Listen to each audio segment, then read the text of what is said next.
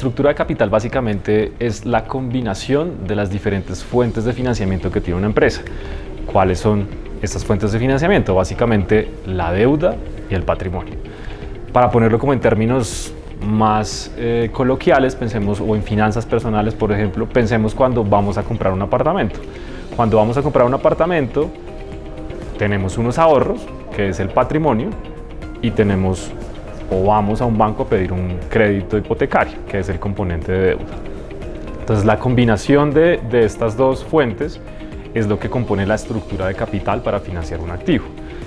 ¿Por qué es importante entenderla? Porque de la estructura va a depender qué tan riesgosa es esta estructura, qué tan rentable puede llegar a ser, y también va a definir qué tanta flexibilidad vamos a tener en el tiempo para poder cumplir con las obligaciones.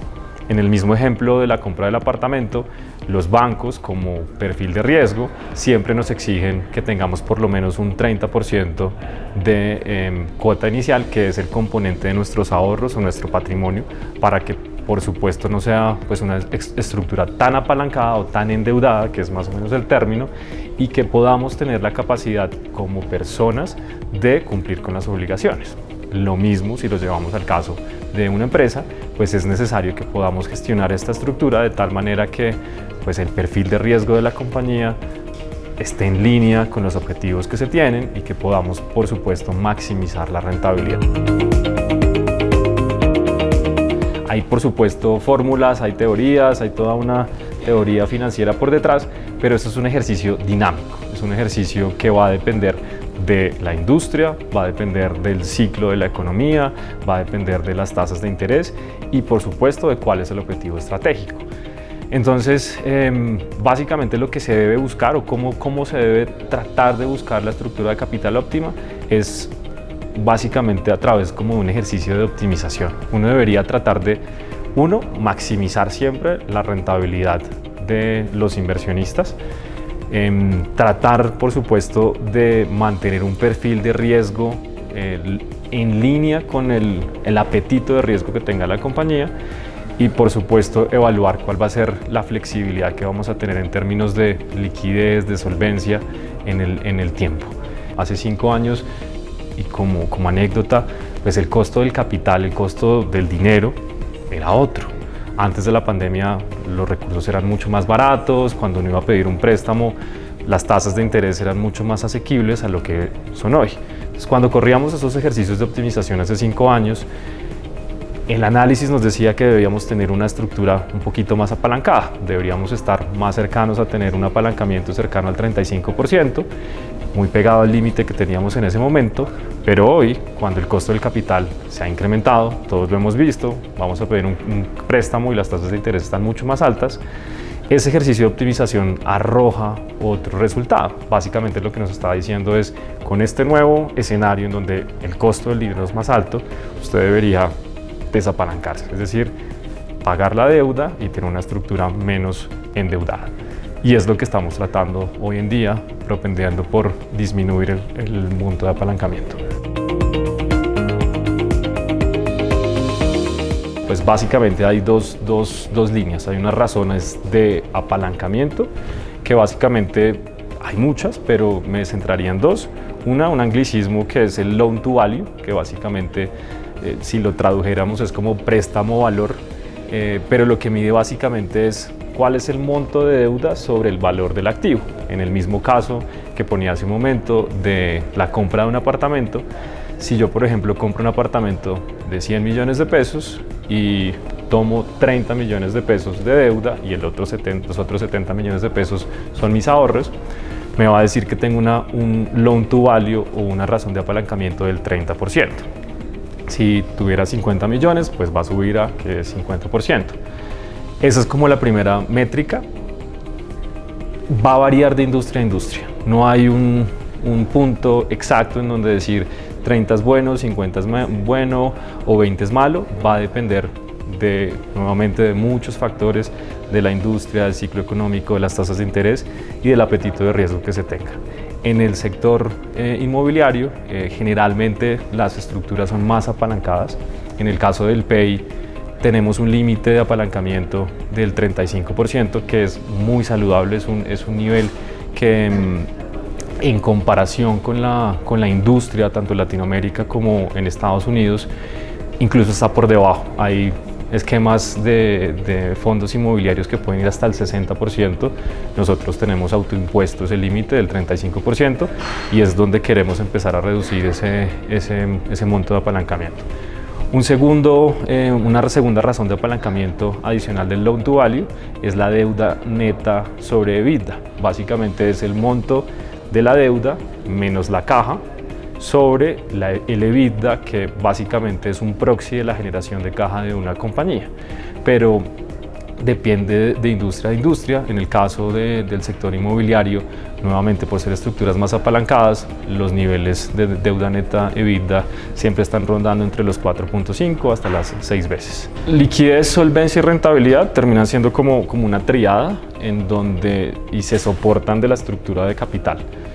La liquidez, como para dar un poquito las definiciones, la liquidez es la capacidad que tenemos de cubrir nuestras obligaciones en el corto plazo, tener los recursos, el efectivo para poder cubrir las obligaciones. De nada nos sirve tener rentabilidad contable si no contamos con la caja para cubrir las obligaciones. La solvencia, básicamente lo que me dice es la capacidad que tenemos de cumplir con esas obligaciones, pero en el largo plazo. Mis activos deberían calzar de alguna manera con mis pasivos y estar en línea con la estrategia que tenemos. Y la rentabilidad, por supuesto, es esa capacidad que tenemos de maximizar el valor para nuestros inversionistas a través de la rentabilidad. La estructura de capital va a definir este comportamiento de esta triada, porque si tenemos mucha deuda, vamos a poner en riesgo la liquidez y la solvencia, porque si tenemos mucha deuda, el gasto financiero se incrementa, y si está en el corto plazo, pues vamos a poner en riesgo la capacidad de operar en el día a día de la compañía. Dependiendo del apetito del riesgo y del perfil, debemos buscar cuál es ese punto óptimo en donde podamos maximizar la rentabilidad sin sacrificar la solvencia y la liquidez. Pero por el otro lado, tampoco le tenemos que tener miedo a la deuda, porque nuevamente la deuda maximiza la rentabilidad. Entonces, puede que estemos en una estructura sin deuda y desapalancada, con una liquidez y una solvencia muy linda, pero no estaríamos poniendo en riesgo la rentabilidad, que en otro escenario pues podríamos maximizarlo. Bajar nuestro nivel de endeudamiento, lo que vamos a hacer es que nuestro gasto financiero inmediatamente se reduce. ¿En qué se traduce? En que vamos a tener flujo de caja adicional para dos cosas principalmente: repartirlo a nuestros inversionistas y maximizar su rentabilidad. Al tener una estructura más desapalancada, pues vamos a poder tener la oportunidad de mirar posibles adquisiciones, poder repartir flujo adicional a nuestros inversionistas. Y adicionalmente a la flexibilidad financiera es el perfil de riesgo.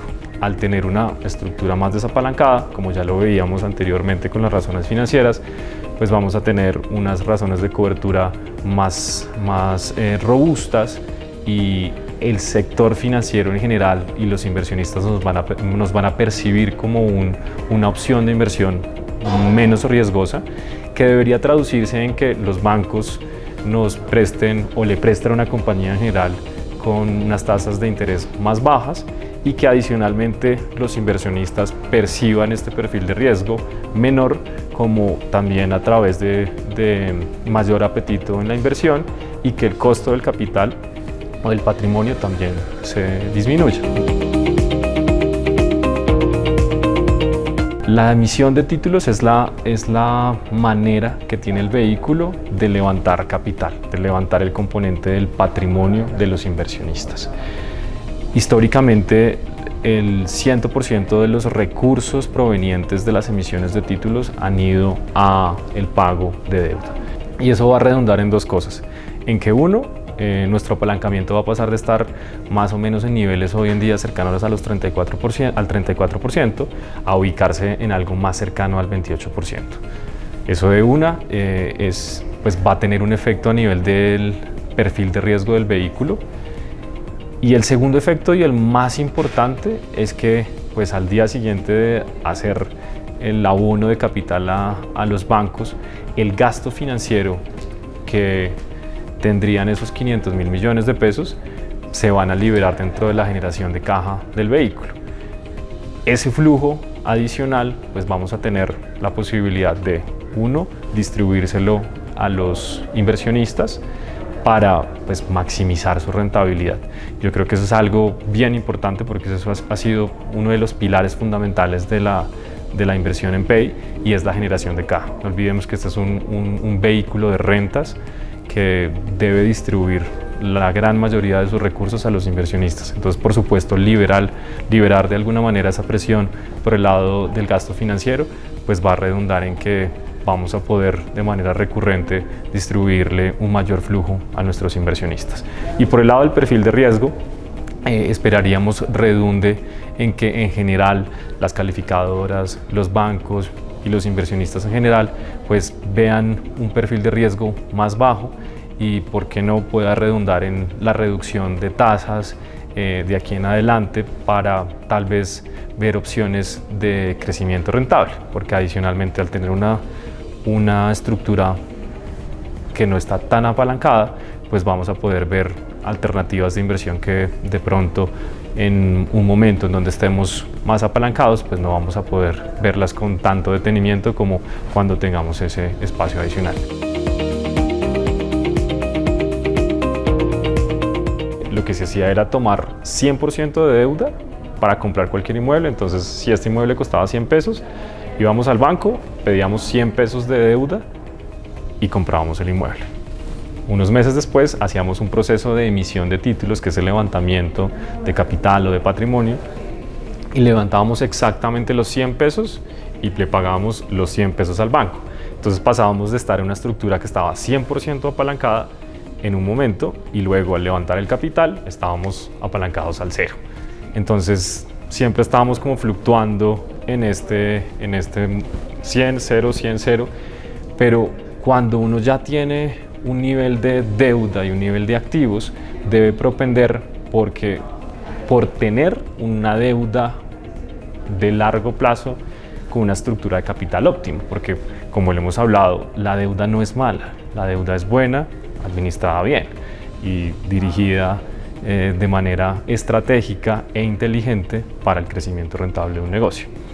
Más o menos en el 2018, cuando se hizo la primera emisión de bonos, lo que se pensó es: debemos tener un monto de deuda que no solamente esté en el corto plazo y esté dependiendo de la toma de deuda y el levantamiento de capital, sino que debemos estructurar una curva de vencimientos. ¿Qué es una curva de vencimientos? Básicamente no es tener solamente deuda de corto plazo, sino poder estructurar de alguna manera una curva que tenga vencimientos de corto de 1 o 2 años, mediano 5 o 10 años, hasta 30 años como hoy lo tenemos.